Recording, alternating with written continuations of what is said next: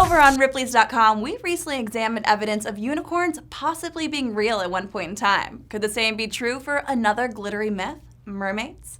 Let's dive in. The water's just fine today on Cool Stuff, Strange Things.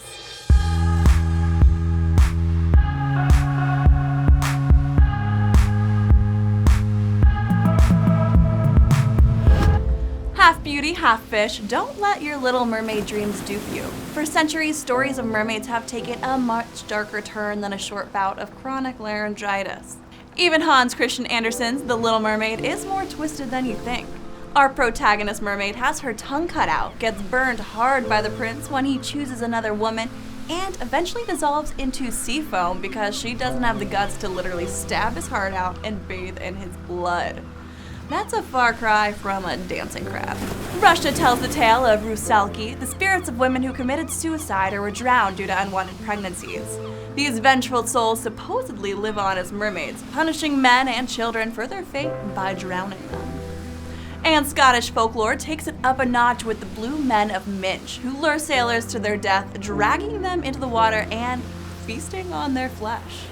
Aside from fearful folklore, eyewitnesses have claimed to see mermaids with their own two eyes. Famous for settling Jamestown, John Smith recorded a mermaid sighting in 1614 off the coast of Newfoundland, musing that her long green hair imparted on her an original character that was by no means unattractive. Yes, in a Disney fantasy, John Smith could have ended up with Ariel and not Pocahontas. Christopher Columbus was a little more picky.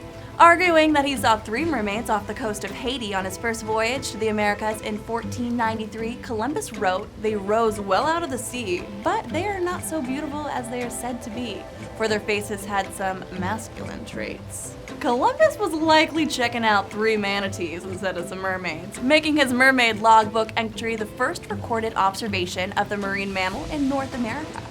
Related to the manatee, the dugong may have also been confused for mermaids. Literally meaning lady of the sea in the Malay language, dugongs are very similar in appearance to manatees. In at least one instance, an alleged mermaid skeleton was proven to be a dugong. Then we have the Jenny Hanivers.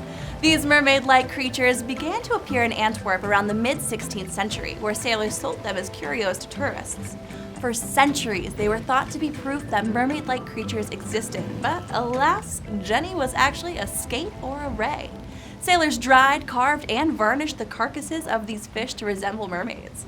Much like P.T. Barnum's said Fiji mermaid, Jenny Hanivers were a hoax, nothing more than dead, disfigured rays.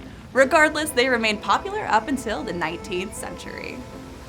With over 95% of our ocean unexplored, could mermaids be lurking in the deep? The National Oceanic and Atmospheric Administration advises that no evidence of aquatic humanoids has ever been found. But with numerous accounts of mermaids throughout human history, there is a part of me that wants to believe it instead of not. I'm Sabrina Seek, and I'll be back here next week with more cool stuff and strange things.